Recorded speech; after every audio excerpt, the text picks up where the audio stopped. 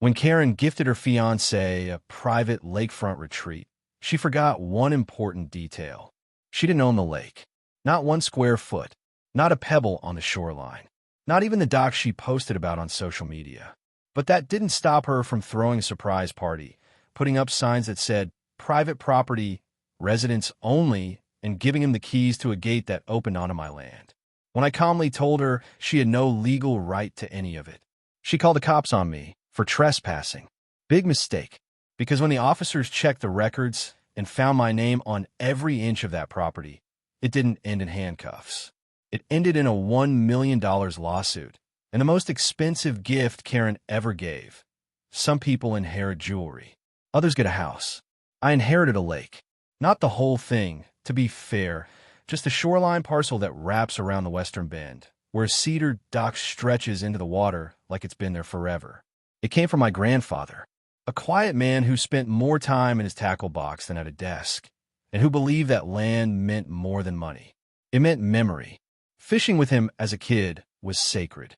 No phones, no noise, just the ripple of water, the creak of the boat, and the way he'd tap the side of his boot twice before casting his line, like a prayer.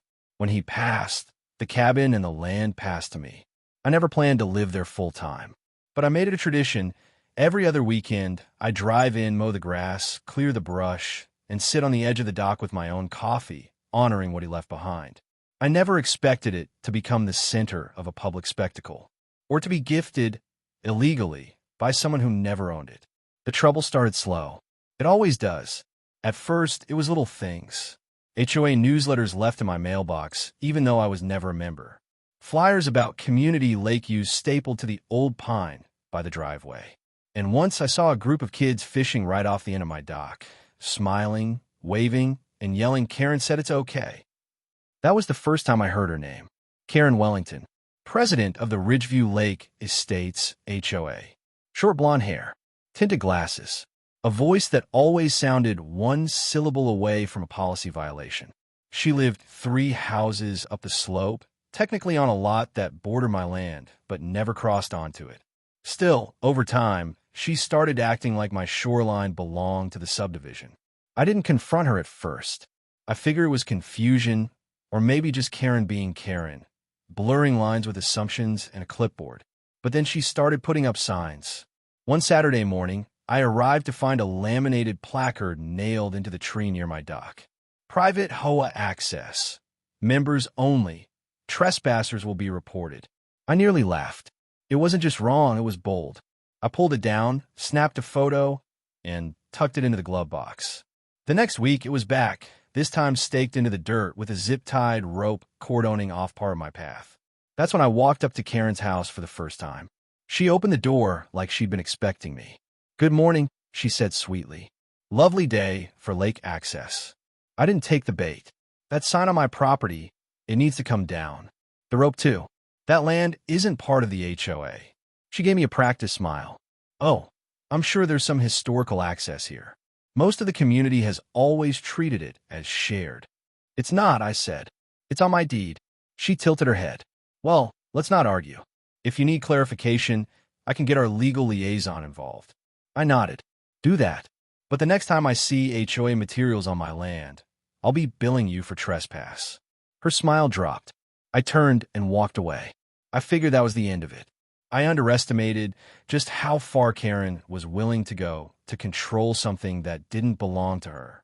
It happened 2 weeks later. I pulled into my driveway and saw balloons tied to the fence.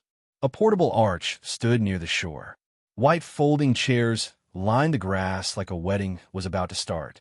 And in front of the dock, a banner hung between 2 poles. "Happy engagement, Ryan. Welcome to your lake." My stomach dropped. I parked the truck and walked briskly down the path. A small crowd of well-dressed strangers was gathering, some sipping champagne, others snapping photos. Karen was front and center, wearing a sash that read "Future Mother-in-Law." I stopped 10 feet from her. She looked surprised to see me. "Didn't realize you were invited," she chirped. "We're just celebrating Ryan's new investment." She gestured toward a man in khakis and sunglasses. "My fiancé. I've gifted him the lakefront. Symbolic, of course, but we're updating the HOA map this month. I looked at her, then at him. You what? Karen didn't blink. He's got big plans. A new dock, possibly a boathouse. The community's thrilled. I just knew you'd be supportive. I stepped forward slowly. You don't own this land. You can't gift it. She waved a hand like I was swatting at mosquitoes. Let's not ruin the moment. It's just a ceremony. That's when I saw the new signs. Metal stakes driven into the grass read. Private. Under new ownership. Do not enter.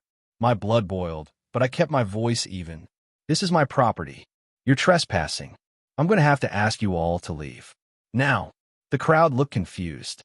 Karen's fiancé looked embarrassed. Karen? She smiled. Then she pulled out her phone and dialed. 911. What's your emergency? Yes, I need police presence. A man is becoming aggressive and threatening people at a private engagement. She gave my address, my own address. I stepped back, pulled out my own phone, and started recording. Ma'am, I said loud enough for the phone to catch. You are holding an unauthorized event on my private property without permission. You've posted false signs and are attempting to gift land you don't own. She turned her back. I'll wait for the officers to sort this out, she said sweetly. When the cops arrived 20 minutes later, there were 2 cruisers. I greeted them calmly, showed my ID, and handed over a copy of the deed I kept in the truck. I also played the 911 audio, Karen's voice describing me as a threatening male and not from the neighborhood. The officers walked the boundary. They asked questions. They noted the signs, the chairs, the decorations. Then they turned to Karen. Ma'am, do you have documentation proving you own this land? She hesitated. Well, it's part of our common use area, at least historically. I'm the HOA president. The officers weren't impressed. Do you have a deed, plat map, anything showing legal ownership? Karen's mouth opened, but no words came. The younger officer turned to me. Sir, you have the right to ask these people to leave. This is clearly your property. I nodded. Then I'm doing that now. Karen tried to protest, but one of the officers raised his hand. Ma'am, you made a false report about the property owner threatening guests. That's a serious misuse of emergency services. I didn't know. He cut her off.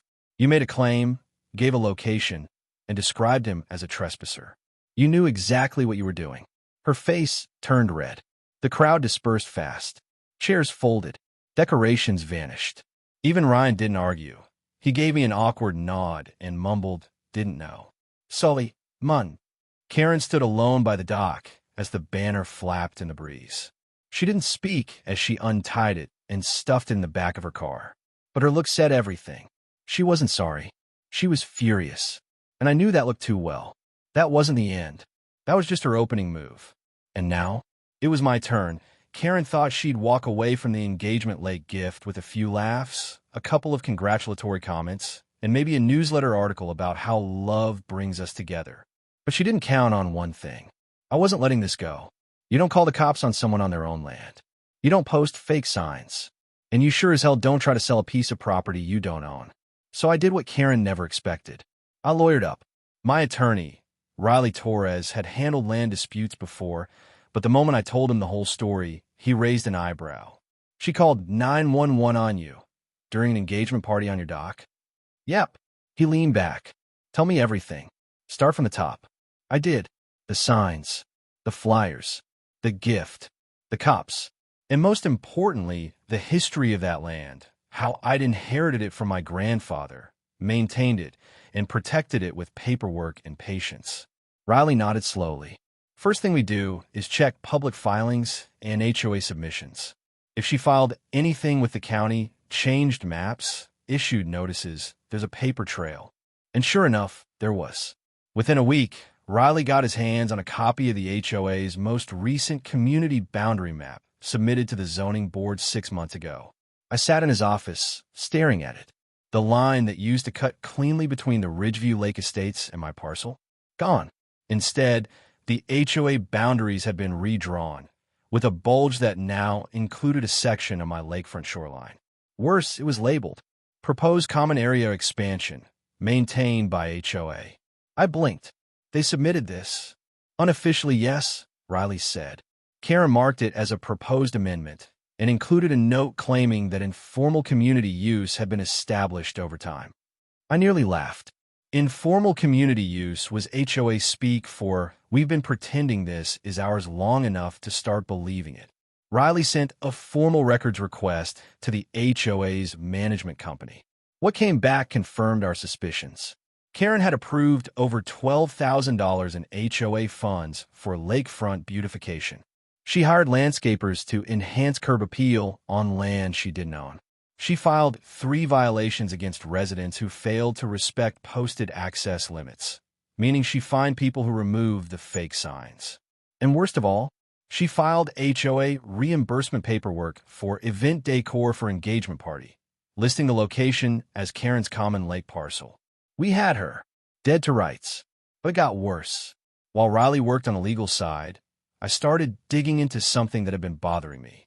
At the party, I overheard Karen's fiancé, Ryan, bragging about getting a great deal on lakefront. Something about it felt off. So I searched his name on a few real estate sites, and there it was. A listing. Private lakefront parcel with dock. Perfect for development or weekend retreat. $149,000. Photos from my property. My dock. My shoreline. He'd posted it under a shell LLC, but the email was linked to his full name. The phone number matched his business card, and the property description? Completely fabricated. No lot number. No parcel ID. Just broad, generic text and a pin dropped squarely on my land. I called Riley immediately. He was silent for a second. Then he said, "Send me screenshots. We're adding real estate fraud to the list." The next move was obvious. Get confirmation from the county assessor. We scheduled a visit and sat down with a man named Terry, gray-haired, wide-brimmed hat on his desk, and a knack for clean record-keeping. Riley slid the folder across the counter. Terry opened it, nodded slowly, and pulled up the records on his monitor. There was my grandfather's name, transferred to me 5 years ago. No liens. No subdivisions. No HOA rights. "It's yours," Terry said. "Always has been." He shook his head. "I don't know what kind of HOA thinks they can redraw boundaries without a public hearing." He printed a stamped, certified copy of the title. "This'll do in court." Riley filed a formal complaint with the state attorney general's office, citing falsified boundary claims, misuse of HOA funds, real estate fraud, criminal misrepresentation of ownership, unlawful fines, and HOA harassment. He attached every photo, every invoice, every screenshot, including the listing where Ryan tried to sell what wasn't his.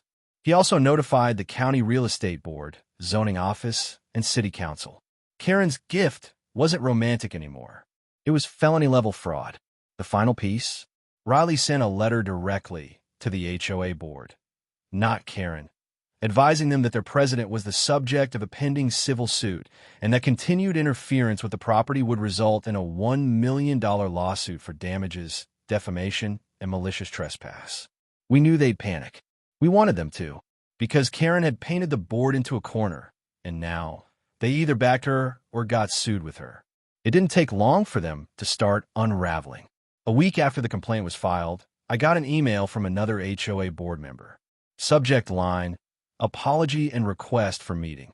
He wrote that he had no idea Karen's fiancé was trying to sell the land, that the altered maps were never approved by the board, that the fines had gone out under miscommunication, and finally, "We'd like to meet with your counsel and resolve this before it escalates." But it was too late for that.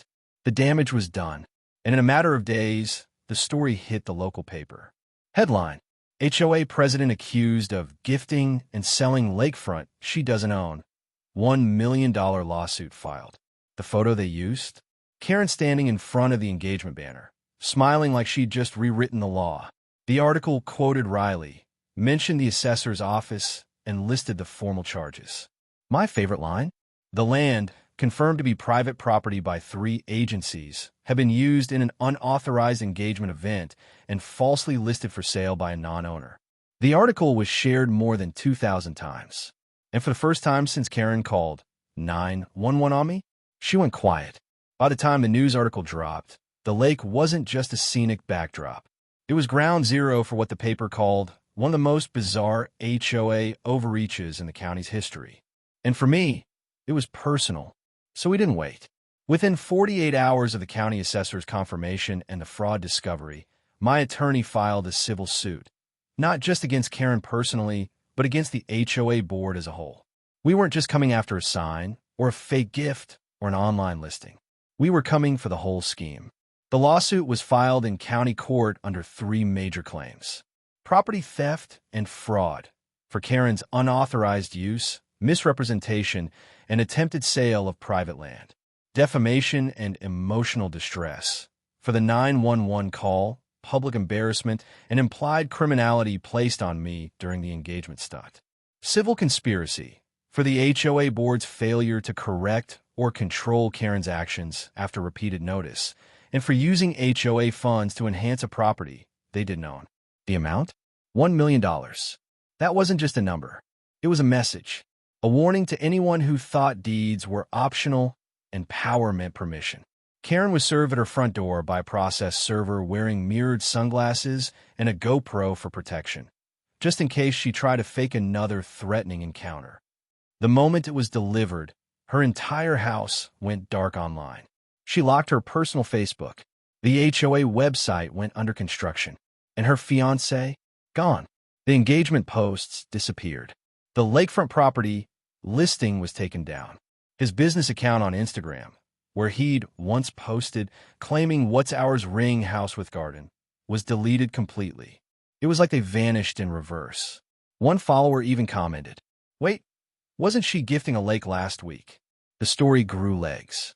By midweek, 3 local news stations were running with the headline, "HOA President gifts lake she doesn't own, now faces $1 million lawsuit." The image of Karen smiling under the engagement banner became a meme. People captioned it with, "How to lose a lake in 10 days. Fiancé wanted waterfront, forgot about paperwork. That face when the land was never yours." It exploded on local Facebook groups.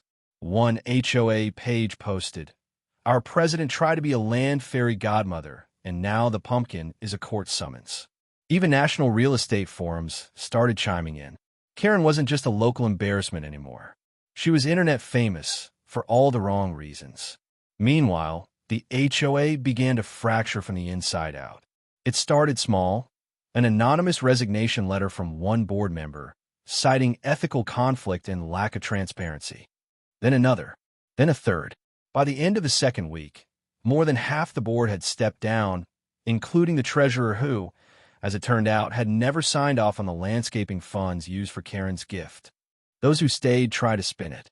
They issued a newsletter claiming the board was restructuring for modernization and taking time to reflect on community values. But nobody bought it, especially when I posted a copy of the court filing with the subject line, "Modernize this." Karen tried to fight back, briefly. Her lawyer sent a letter claiming the lake had been informally shared for years and that community expectations had been misunderstood. My attorney's response was just one sentence: "Please refer to the attached deed, survey, title record, and police report from the trespassing incident your client staged." After that, silence. The HOA attempted a Hail Mary vote to indemnify the board from legal responsibility. Only 6 people showed up. 2 voted yes. 3 voted no. 1 abstained and then quit the meeting midway. Their own community didn't want to protect them. They wanted answers, and I was more than happy to give them. I held a town hall in the local library auditorium, open invite. Not as a rant, not a show-off, but to educate. I brought copies of the property maps, the deed, the screenshots of Karen's listings, the HOA newsletters quoting her new shared parcel, and the cease and desist letters that were ignored. I ended with a short message. Property lines are not suggestions. They are legal, documented boundaries. You can't gift what you don't own. You can't fine someone for telling the truth. And you sure as hell can't call the cops on someone for standing on their own dock. When I finished, the room was silent. Then someone clapped. Then more joined in. I wasn't just a landowner anymore. I was the guy who stood his ground and stood up. By the end of the month, the county had opened a separate investigation into the Ridgeview HOA's financial practices. Karen's landscaping expenses? No invoices. The sign vendor for the private lakefront plaques? Never paid. No contract. The wedding rental company? Denied ever working with Karen. Likely cash deal. It became clear the HOA had operated more like a private club than a legal nonprofit. The county froze their spending. The HOA's management company dropped them. Vendors refused to sign new contracts. And residents? They started organizing to dissolve the board entirely. As for Karen, I never saw her in person again. Rumor was she left town. Some said she moved in with a cousin in Florida. Others claimed she and her fiancé broke up when the lawsuit dropped. Someone even sent me a screen grab from a dating app. Former HOA leader, seeking calm and drama-free future. Must love lakes. I didn't know whether to laugh or groan, but I let it go, because by that point, the lawsuit had teeth. And Karen? She didn't need my attention anymore. She needed a defense attorney. Karen's silence didn't last. Right around the time her face disappeared from social media and her fiancé's online business vanished without a trace, she tried one last play, and it was exactly the kind of self-inflicted blow she was known for. She accused me of harassment. Yep, the same woman who hosted an unauthorized party on my land, installed fake signs, called 911 to accuse me of trespassing, and gifted property she didn't own, now claimed I was harassing her. Her claim? That I'd embarrassed her publicly, encouraged community bullying, and weaponized media coverage. She submitted a statement to the court demanding a restraining order. Her reasoning? That my behavior had caused emotional duress and threatened her standing in the community. Riley, my attorney, looked at the complaint and smirked. She's digging her own hole now, he said, and she was. During the hearing, her attorney tried to paint me as a vindictive neighbor using media and legal pressure to destroy a woman's reputation over a property boundary. The judge asked one question: who owns the land in question? I handed him the original deed, the survey, the assessor's certified map, and a cease and desist letter from months before. Karen's attorney didn't even contest it. The judge didn't hesitate. Petition for restraining order is denied. Counterclaims by the defendant will proceed under the already pending civil suit. We'll reconvene for damages ruling. In other words, nice try, Karen. 2 weeks later, the lawsuit officially moved into judgment phase. Karen didn't even show up in person. Her attorney requested a remote appearance, citing ongoing anxiety and privacy concerns. The judge didn't care. The evidence was overwhelming. Photos of signs she installed on private land. Her voice on a 911 call falsely reporting the landowner. Screenshots of a listing her fiancé posted, trying to sell what she gave him. HOA documents with her signature approving funds for land she didn't own. County-level confirmation that the lakefront parcel was never shared, never HOA, and never hers to touch. The ruling? Karen Wellington was found personally liable for fraudulent misrepresentation, trespass, defamation, civil harassment, abuse of public emergency services, and misuse of HOA funds. She was ordered to pay $975,000 in damages, plus legal fees. The judge's words were final and razor-sharp. This wasn't a misunderstanding. It was a deliberate and sustained misrepresentation of ownership. A lie turned into a public stunt, and a stunt that turned into fraud. Karen's name was Mud. The HOA? Next in line. The county completed its audit of Ridgeview Lake Estate's finances and announced publicly that the board had violated nonprofit compliance laws, misallocated over $20,000 in member dues, and filed fraudulent mapping documents with the Zoning Commission. They were slapped with a $250,000 fine and placed under restricted operational oversight by the state. Their ability to issue citations? Suspended. Their use of funds? Frozen. Their management contract? Terminated by the firm overseeing their books. The neighborhood that once backed Karen with blind loyalty now wanted her gone. The next HOA meeting was legendary. Karen didn't attend, but over 60 residents did, far more than usual. One after another, they stood up and aired grievances. She fined me $100 for putting out chairs too early on July 4th. She threatened to remove my dog fence, said it blocks shared views. She used the HOA printer to make lakefront welcome packets with property she didn't control. By the end, a motion was raised. moved to permanently bar Karen Wellington from holding any HOA leadership position. The vote? Unanimous. Even Karen's former allies voted yes. 3 days later, a for sale sign appeared in Karen's yard. The listing was vague. No open house. No agent's name. Just a contact via email message and a fresh coat of paint covering the fence. But it was too late to hide. Everyone knew why she was selling, and no one was sad to see her go. She moved out at night, according to one neighbor. Quietly. No oublié. Some said her fiancé left her first. Others said they were sued again over the fake listing. But me? I didn't need the gossip. I had what I came for. The final victory wasn't the money. It wasn't even the judgment or the headlines. It came in the form of a thin manila envelope from the county recorder's office. Inside was a new document, printed, signed, and sealed. The official property line plat, updated and recertified, with bold red print stating, sole ownership of lakefront parcel recorded in name of protagonist name, exclusive of Ridgeview Lake Estates HOA. It included new GIS tags, zoning confirmations, and a digital watermark for future public record. No one could alter it. No one could fake it. No one could ever touch it again. The lake was mine, legally, permanently, indisputably. And now, everyone knew it. After everything, after the lawsuit, the fines, the public fallout, things finally returned to what they were always meant to be. Peaceful. The HOA board didn't just reshuffle. They rebuilt from the ground up. With Karen gone and half the former members resigning under pressure, the remaining residents voted in a new slate of leadership. People with actual qualifications. People who didn't think leadership meant dictatorship with a clipboard. One of the first acts under the new board? They rewrote the HOA charter. No more vague clauses about shared use. No more implied community access language. No more boundary gray zones.